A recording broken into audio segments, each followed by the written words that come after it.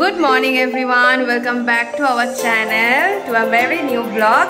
তো আজকে হচ্ছে মহাশিবরাত্রি, সবাইকে শিবরাত্রির অনেক অনেক শুভেচ্ছা। জানি তোমরা অনেকেই আজকে শিবরাত্রি করছো, আবার অনেকে কালকেও করবে, কেন কি দ্বিমতে পড়েছে। দ্বিমতে মিন্স আজকে 8টা থেকে লাগছে, কালকে মনে হয় 6টা অবধি আছে। তো আমাদের বাড়ির সবাই তো আজকেই করছে, আমি করতে পারছি না, কেন কি কৃষের যেহেতু 5 বছর হয়নি, 5 বছর হলে দেন আমি আবার করব। আজকে গোপাল মাঠ যাবো, যেখানে আমাদের বাড়ি, সে মানে বাবাদের যে বাড়ি আর কি, মেন বাড়ি, ওখানে মন্দির আছে শিব ঠাকুরের, সেখানে যাব সবাই মিলে সন্ধ্যেবেলা। ওখানে গিয়ে মা জল ঢালবে, আমরা সবাই প্রণাম করে আসব। এখানে চলছে হনুমানকে কলা দেওয়া। ও বাবা, দেখো কত হনুমান এসছে। কৃষ ওদেরকে আলু দিচ্ছে নাকি গো? ওমা একটা বেবি।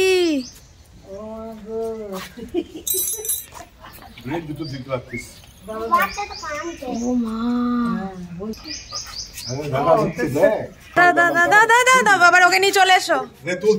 হ্যাঁ তুলছি। বাবান কেমন লাগছে তোর? হ্যাঁ হেভি। তাহলে দিলি জয় শ্রীরামের ভক্তকে? দেখি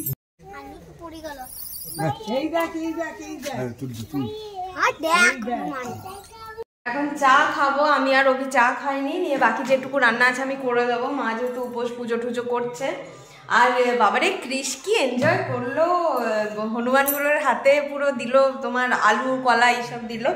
আর ওকে আমি জিজ্ঞেস করতে যে কিরকম লাগছে, বলছে হেভি লাগছে। ও দারুণ এনজয় করলো, দারুণ এক্সপিরিয়েন্স করলো বাবারে। আর একটা পেটে চিকিটাকে এমন করে, সত্যি মানে আমি ওটাই ভাবছি যে মা জিনিসটা কি, কত ইমোশনস, কত মানে প্রোটেক্টিভ হয়। ও বাচ্চাটাকে আবার এক হাত দিয়ে ধরে রেখেছে, মানে আমি অবাক হয়ে গেলাম ওকে দেখে। ও এক হাতে খাচ্ছে, এক হাতে বাচ্চাটাকে ধরে রেখেছে।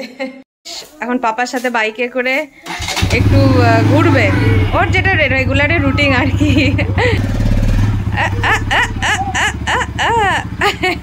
অভি এইমাত্র আসতে গেল, এখন আমি কৃষকে ব্যানানা খাই দিই। এখন ওকে ব্যানানাটাই ডেলি দিচ্ছি, কেন কদিন আগেও আবার কি পেটে ব্যথাটা ভোরবেলার দিকে বলছিল। মামা ব্যানানা দিচ্ছি। হ্যাঁ কেন খাবে না কেন?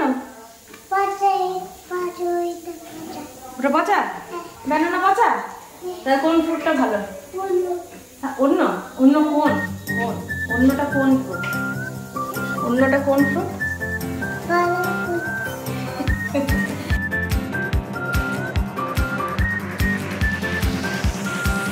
ফাইনালি স্নান করে এলাম। আর স্নান করে আমি শুনছিলাম যে শিবরাত্রি কেন পালন করা হয়।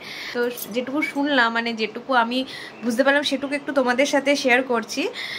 ফাল্গুন মাসের কৃষ্ণপক্ষের চতুর্দশীতে এই শিবরাত্রি পালিত হয়। তো বলছে যে বেলপাতা আর ফুল নিয়ে বাড়ির পূর্ব দিকে বসে, যে কোনো মানে পূর্ব দিকে বসে বা দেবালয়ে গিয়ে, মানে মন্দিরে গিয়ে ওম নমঃ শিবায় বলতে। তো বলছে তাতে মহাদেব ভীষণ সন্তুষ্ট হয়। আর হচ্ছে যে বলছে যে সেদিন রাত্রি জাগতে, যেহেতু প্রহরে অনেকে জল ঢালে, তো সেটা করতে বলছে। আর বলছে পরের দিন অবধি ব্রাহ্মণকে স্নান করে ব্রাহ্মণকে খাইয়ে তবে নিজে খেতে। আমি এটাই শুনলাম, তোমাদের সাথে এটাই শেয়ার করছি। তোমরা যদি আরও কিছু নিয়ম জানো, বাবাকে কি কি দিয়ে অভিষেক করা উচিত আর কি কি নিয়ম পালন করা উচিত, সেগুলো প্লিজ আমাকে একটু কমেন্টে জানিও। আমার এগুলো শুনতেও ভালো লাগে, শেয়ার করতেও ভালো লাগে, এটা নিয়ে ডিসকাস করতেও ভালো লাগে। ইভেন আমি আর অভি এগুলো ভীষণ দেখি, এগুলো নিয়ে আলোচনা করি। চল সুবি চল, কি করবি তাহলে? ওখানে আছে তো ব্লু ভু অনেক আছে, চল আমি দেখে এলাম। 2টো ব্লু ভু আছে, আরে বার করে দিচ্ছে, ঠাম্মি বার করে নিয়ে আসছে। চল তুই আমাকে ওই ভেতর থেকে এইটা দেখা, টর্চটা ওইখান থেকে, টর্চটা দেখা। তাড়াতাড়ি বাবারে। খাওয়া দাওয়া হয়ে গেল, আমি আর বাবাই খেলাম আজকে। মা তো উপোস করেছে, অভি খেয়ে চলে গেছে অনেকক্ষণ। কৃষকেও তো খাইয়ে ঘুম ঠুম পাড়িয়ে দিয়েছি, মোটামুটি সব কাজই হয়ে গেছে। এবার রেস্ট নেব, অভি আসুক, তারপরে রেডি ফেডি হয়ে তখন আবার ব্লগ করব। তো চলে এসেছি আমি অফিস থেকে, আজকে তাড়াতাড়ি চলে এসেছি, কেন কি শিবরাত্রি পুজো দিতে যাবো। আর একটা অটো টাইম বলা আছে, তো নির্দিষ্ট টাইমে না এলে তখন ওরা খ্যাচ খ্যাচ করে। তো সেই জন্য আজকে তাড়াতাড়ি চলে এলাম। আর অফিস থেকে মাঝে মাঝে খেলা দেখছিলাম, আজকে ইন্ডিয়া ইংল্যান্ডের টেস্ট চলছে না, তো মানে রোহিত শর্মা শুভমান গিলের একটা পার্টনারশিপটা দারুণ জমেছে। আউট হয়ে গেল দুজনেই, কিন্তু তাও ভালো লাগছিল খেলাটা দেখতে, মানে বেশ ভালোভাবে মারছিল, মানে টেস্টের মতন খেলছিল না, ওই জন্য বেশ ইন্টারেস্টিং ছিল। তো আমি এখন একটু বসবো, মা রেডি হচ্ছে, বাবা রেডি হয়নি এখনো, আর মাম্পিও রেডি হতে গেল। ওরা দুজনে হয়ে গেলে দেন বাবা রেডি হয়ে যাবে, জিঙ্কুকে রেডি করিয়ে দেবে, আর লাস্টে আমি রেডি হয়ে যাবো। আমার বেশিক্ষণ লাগে না, 5 to 10 মিনিটস লাগে, দেন তারপরে আমরা যাবো পুজো দিতে। সো যেমনটা বলেছিলাম একবারে রেডি হয়ে চলে এসেছি। একটা মেবি এটা কটন কিছু একটা শাড়ি হবে হোয়াইটের মধ্যে, 2 বছর আগে নেয়া। তো এখন যাচ্ছি সবাই মিলে মন্দির, ওখানে গিয়ে যা যা মুহূর্ত আমরা উপভোগ করবো সবটাই তোমাদের সাথে শেয়ার করে নেবো।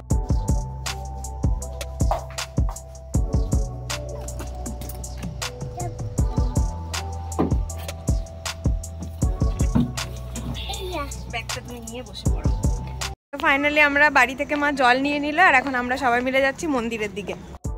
দেখো মন্দিরের সামনে ভিড়, দেখো ওটা মা তারার মন্দির, রাধা মাধবের মন্দির সামনে। কি সুন্দর সাজিয়েছে মন্দিরটা।